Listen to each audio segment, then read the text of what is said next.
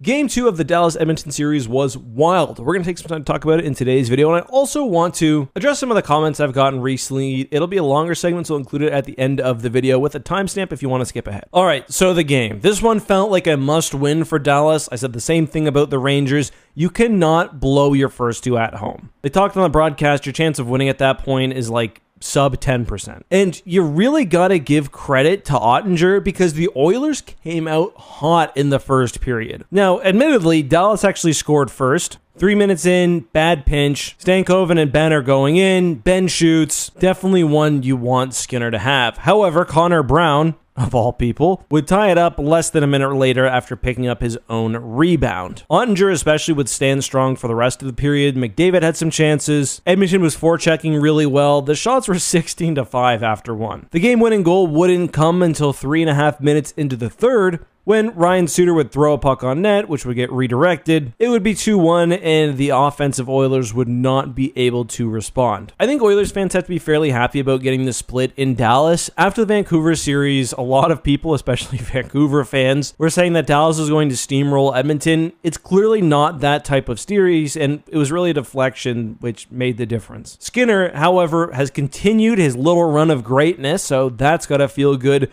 McDavid, however, I mean, he's only got 3 goals all playoffs. It's just, I wonder if he can break out and get a little more offense going. Although, obviously, he's still driving things with 20 assists.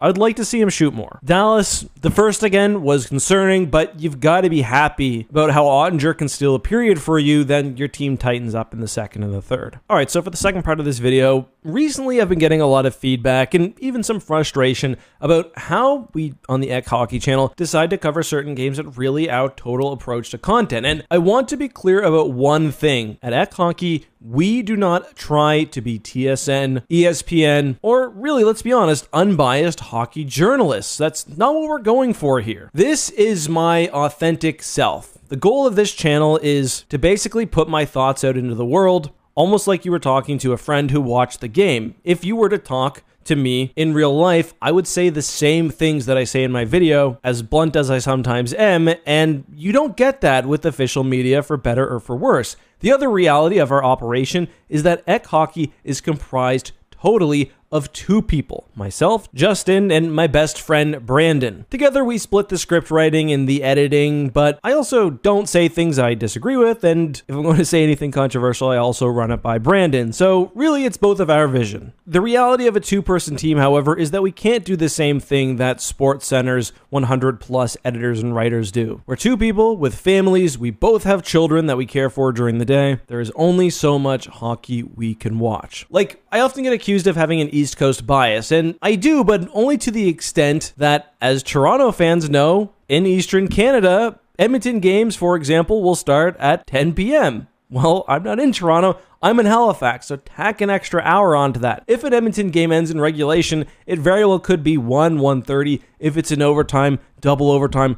we're getting into some really nasty hours. A lot of people were frustrated we didn't cover Game 7, Vancouver-Edmonton, for example, and were saying I didn't do it because I didn't want to give Edmonton their flowers. That could not be further from the truth. I was simply exhausted. The first 2 rounds took a lot out of Brandon and I. The game ended pretty late. I didn't have the energy to do it that night, and after that, I just figured, let's reset, come back to it in the 3rd round. When the games end late, though, there's always going to be a gap in time. It's just how it is. We're not machines. We've got to get up early with our kids. It's how it is. But I also want to talk a bit more directly to Oilers fans. After the last video, the sort of comments about how much I hate the Oilers and continually hate the Oilers were turned up to 11, which I found incredibly surprising because I've always been very outspoken about the fact that the Oilers are my 3rd favorite team. It's the Rangers, clearly above everyone else, then Toronto, then the Oilers. The Oilers are my 2nd most watched team because I love watching McDavid. I've done more Oilers videos than on any other team, including New York, and I just think some of you need to relax. I understand it's the playoffs, emotions are heightened, I get the same way, but let's just take a breather. Like, the video I did about McDavid being a goon was clearly tongue-in-cheek. McDavid is not a goon. He's the most skilled player in the world. Is he a little loose with the stick sometimes? Sure. But I thought calling him Mick Goon alongside Mick Davo and Mick Spearsy or whatever else I said